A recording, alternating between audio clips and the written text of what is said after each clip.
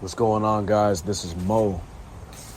Today I want to make a short little video about the importance of having a spiritual buddy.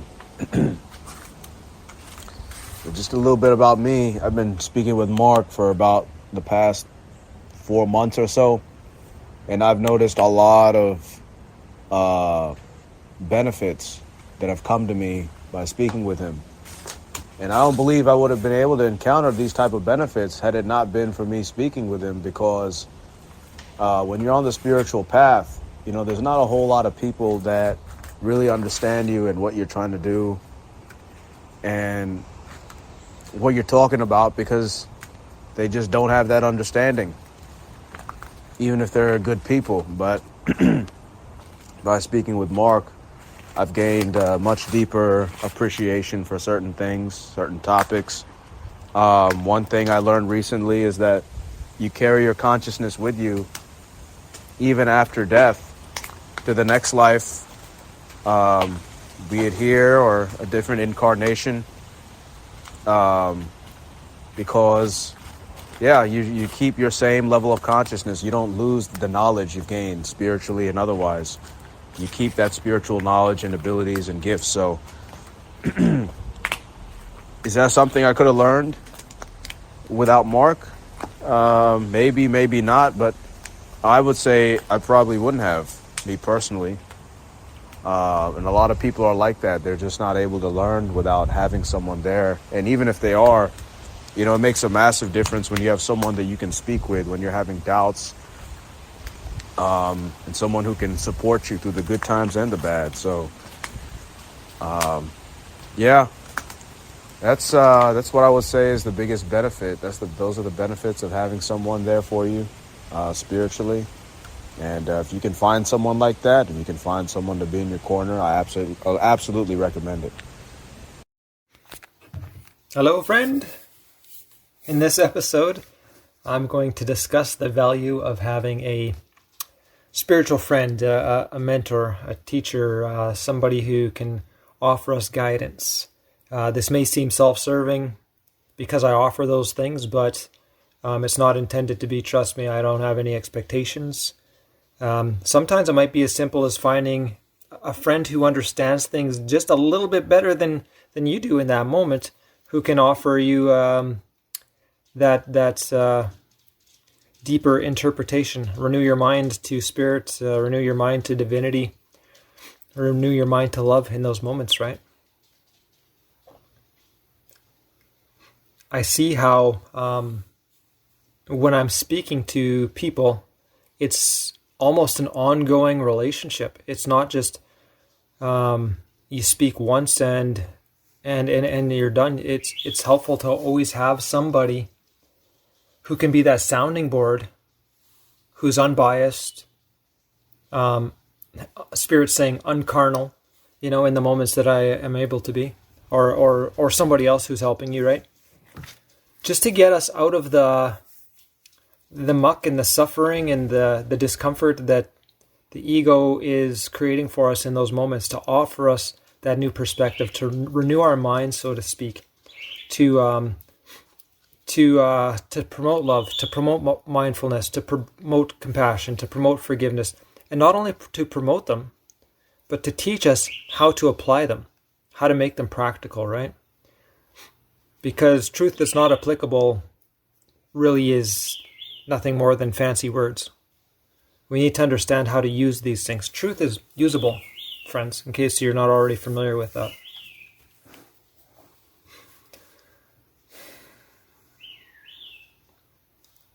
I used to call this an accountability buddy, but as I've kind of developed my own connection deeper, and along with the psychic connection that's come about in the last year or so, I'm seeing things from a little bit of a different perspective, where the emphasis is really renewing our mind. It's really bringing our mind back to wholeness, and refining out those misinterpretations of the ego. And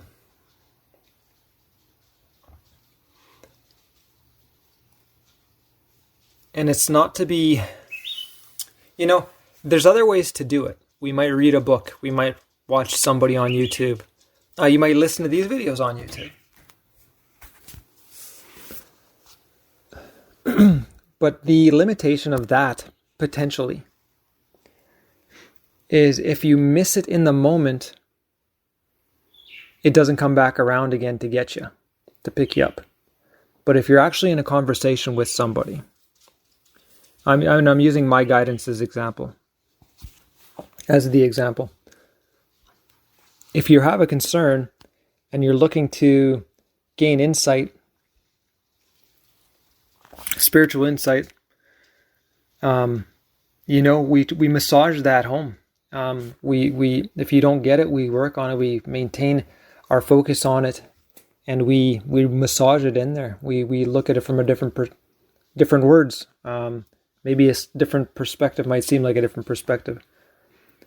And when you receive it a little bit deeper, you might actually have other questions that can be thwarted. We'll say satisfied. Other questions that can be satisfied as they arise too.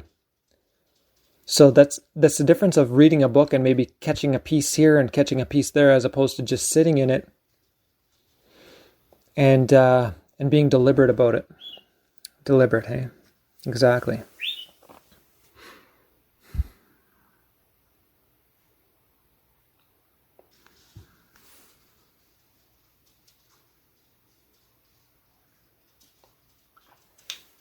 I see how when I'm having these discussions with others, how in the beginning of the conversation they're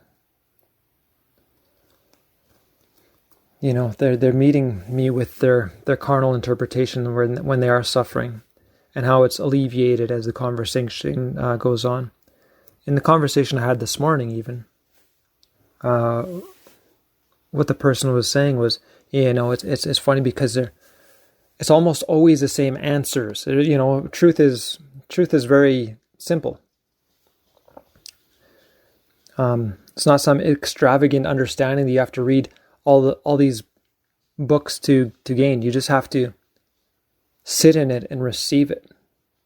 Receive it deeply, and you've got it. And I'm so consistently pointing him back to the few answers that truth conveys. Whether it's love, whether it's refinement, whether it's surrender. Just for a few examples.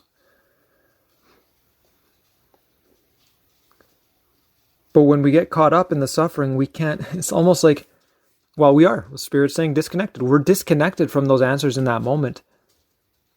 And that's the value of having a spiritual friend, is to reconnect you. Plug you back in. Renew your mind to divinity. Put some truth into your awareness momentarily so that the illusion can be dispelled.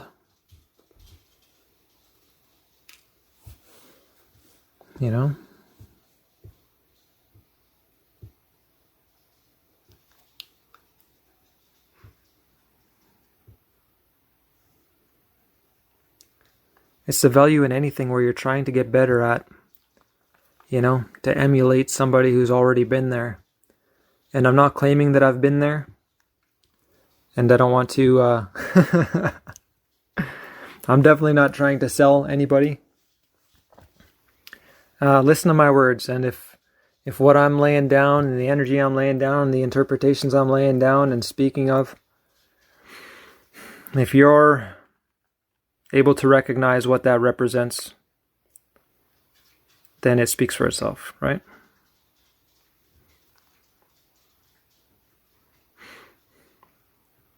And look for if you're looking for a spiritual friend and a mentor, and by the way, the guru is you, right? The guru is your higher self. It is your spirit. Nobody, please don't give your authority and power away to other people. That's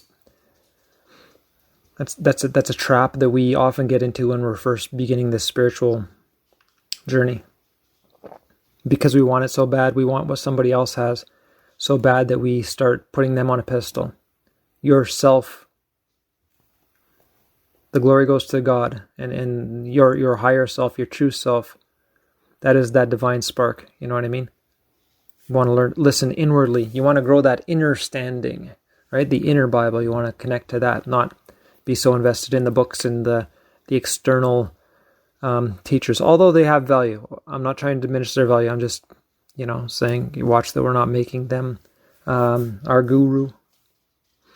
You are your guru. Find somebody who raises you up and shows us about yourself, empowers you, instead of making you dependent on them, right? This is your capacity. This is your innate ability. Just connect to it.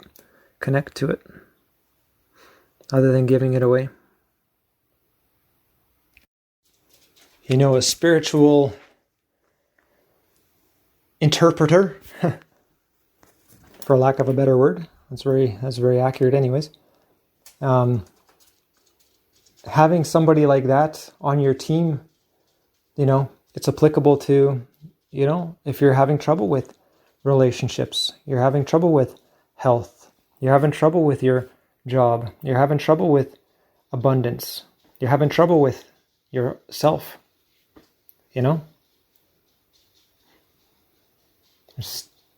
If you're having trouble, the trouble is the carnal mind, right? So that's basically, it's you can approach this from really any angle. So if you're wondering if this applies to you, if you find the right person, it definitely can.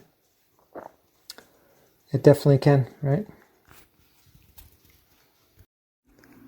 If you found any value in this episode, please consider sharing it with your circle. If you're interested in receiving some guidance, you can contact me at aswithinsoul@gmail.com. If you're inspired to offer a donation, you can also use the email aswithinsoul@gmail.com.